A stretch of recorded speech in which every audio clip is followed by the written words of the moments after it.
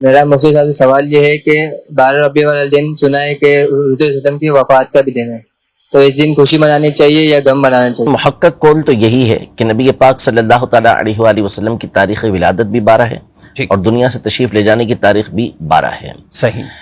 ہمیں اس بات کا حکم نبی پاک صلی اللہ علیہ وسلم کی شریعت کے اندر ہے کہ ہم نے جس کا انتقال ہوا اس کے لیے 3 دن سے زیادہ سوگ نہیں منانا۔ نبی پاک صلی اللہ علیہ وسلم کی واضح اور صحیح حدیث مبارکہ موجود ہے، صرف اس عورت کے لیے 4 مہینے 10 دن عدت کا حکم دیا، سوگ کا حکم دیا جس کے شوہر کا انتقال ہوا ہو۔ ٹھیک ہے۔ اس کی بھی جو لمٹ ہے وہ اگر حاملہ نہیں ہے تو 4 مہینے 10 دن پر پوری ہو جاتی ہے، اس سے زیادہ سوگ منانے کی، غم منانے کی کسی کو اجازت نہیں ہے۔ تو اب 12 تاریخ جو ہے نبی پاک صلی اللہ تعالیٰ علیہ وآلہ وسلم کا جب وصال ہوا تو ظاہر ہے کہ 3 دن سے تو بہت لمبا عرصہ گزر چکا، جو غم تھا وہ 3 دن منانے کی اجازت تھی۔ اب یہاں پہ میں 2-3 باتیں آپ کے سامنے عرض کر دوں۔ پہلے تو اس پر دلیل دے دوں کہ بعض اوقات ایک ہی دن ہوتا ہے کہ جس میں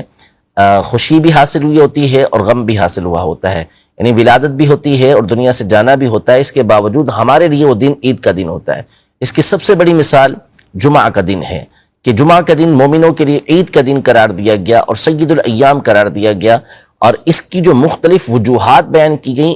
حدیث مبارکہ میں نبی پاک صلی اللہ علیہ وسلم نے حضرت آدم علی نبینا و علیہ السلام کے لیے ارشاد فرمایا کہ فیہ خلق آدم،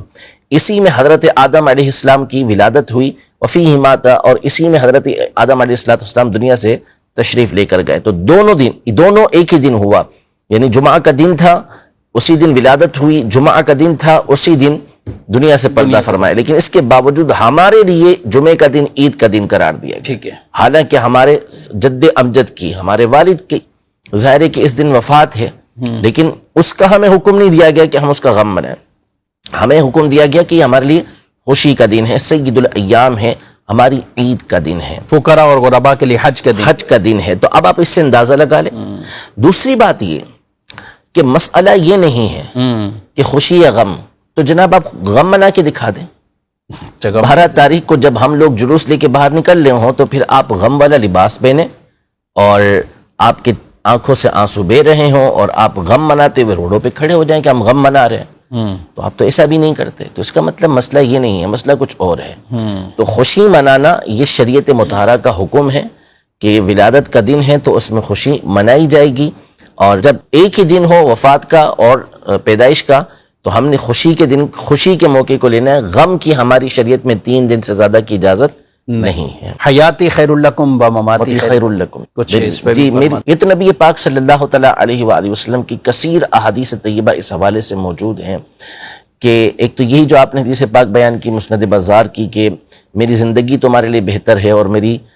دنیا سے رخصتی بھی تمہارے لیے بہتر ہے۔ زندگی اس لیے بہتر ہے کہ تم سوال کرتے ہو، پوچھتے ہو تو میں تمہیں جواب دیتا ہوں۔ دنیا سے پردہ فرما جانا اس لیے بہتر ہے کہ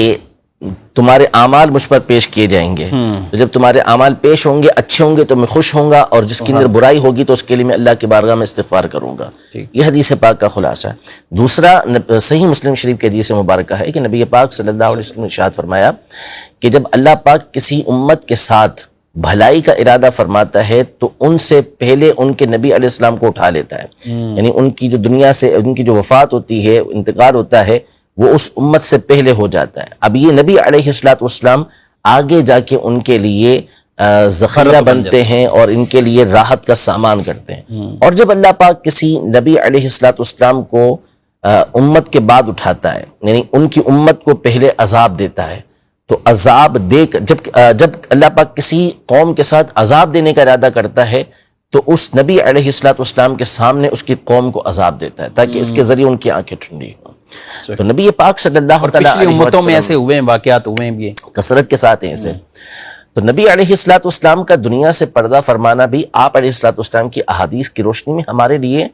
یہ بہتر تھا کہ نبی پاک صلی اللہ علیہ وسلم نے بالآخر ایک دن دنیا سے تشریف لے جانا تھا، لیکن ظاہر ہے کہ غم کی کیفیت اس وقت طاری تھی جو صحابہ کرام علیہم رضوان کے دور میں ہوئی، لیکن اس کے بعد پھر غم کی کیفیت نہ رہی۔ ورنہ اگر اس بات کو لیا جائے تو یقیناً نبی پاک صلی اللہ علیہ وسلم کا دنیا سے رخصت ہونا یہ ایک ایسا غم ہے